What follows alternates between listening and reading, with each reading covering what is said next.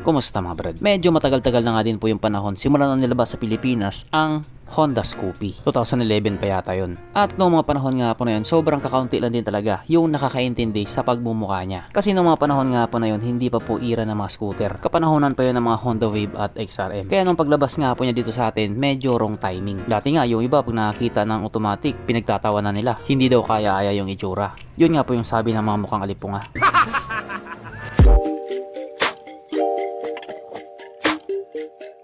Pero syempre bago tayo magpatuloy, kung bago ka pa lamang napadpad dito sa aking walang kwentang channel, huwag ka na mag-subscribe.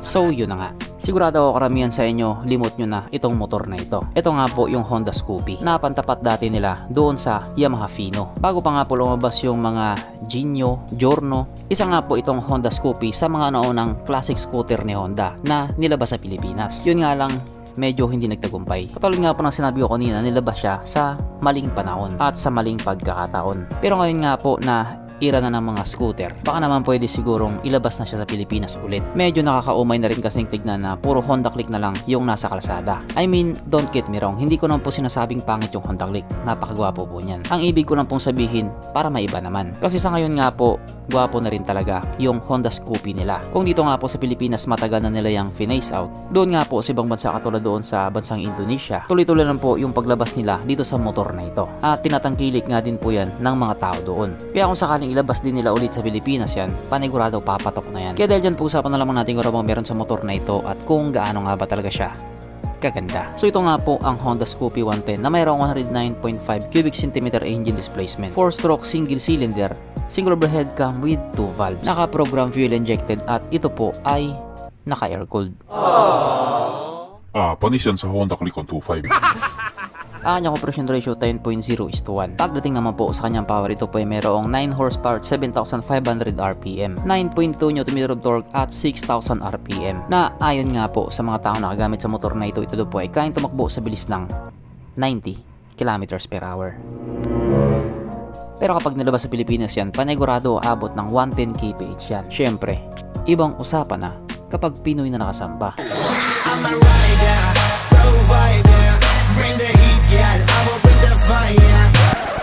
Ang kanyang tangke ay kaya magkarga ng 4.2 liters fuel ng capacity na kumukonsumo naman po ng 59 kilometers per liter. Doon pa lang tapos ng usapan, panalo ka na kagad. Ang sukat ng kanyang gulong 100 by 90 by 12 sa harap at 110 by 90 by 12 naman sa likuran. Pagdating naman po sa kanyang braking system, ito po ay naka-disc brake sa harap at drum brake pa din po sa likuran.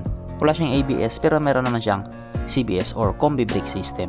Ang kanyang seat height ay mitaas na 746mm at 145mm naman ang kanyang ground clearance. At ang motor nga po na ito ay may kabuuang bigat na 94 kg doon sa standard at 93 kg naman para doon sa naka Smart Key. So mabigat lang ng 1 kilo yung standard version. Mapunta naman po tayo sa iba pa niya mga features. So ang ilaw nga po sa motor na ito, naka-LED na yung headlight niya pero bald type pa rin yung kanyang mga signal lights. Kung makikita nga po ninyo, napaka-aesthetic ng ilaw niya. Bilugan na siya, para siyang ring light. Ganon din pagdating sa kanyang taillight, bilugan din.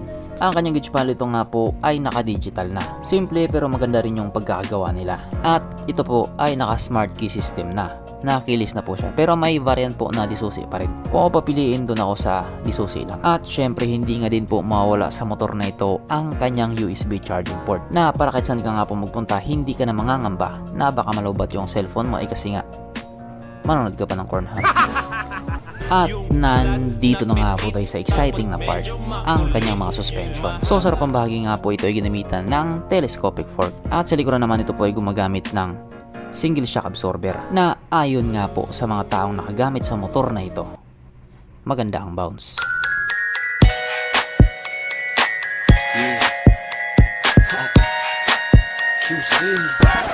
Syempre dahil magpapasko na, meron pang isa.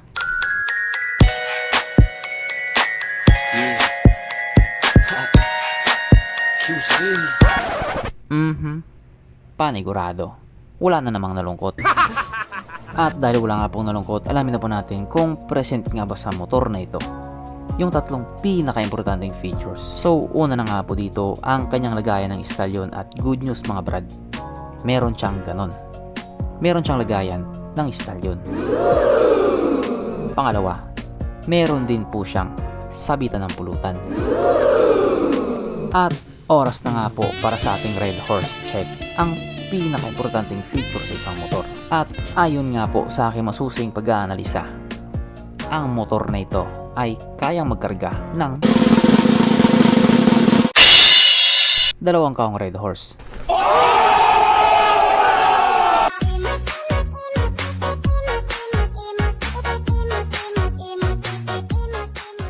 So therefore ang motor na ito ay talagang highly recommended. At pagdating nga po sa kanyang presyo, ito nga po nagkakarga ng 22,876,000 Indonesian rupiah. Na kung i-convert nga po natin into Philippine peso, ito po ay papatak ng 80,000 pesos. So kung ikukumpara nga po natin sa presyo ng Honda Beat dito sa Pilipinas, medyo mahal siya ng kaunti.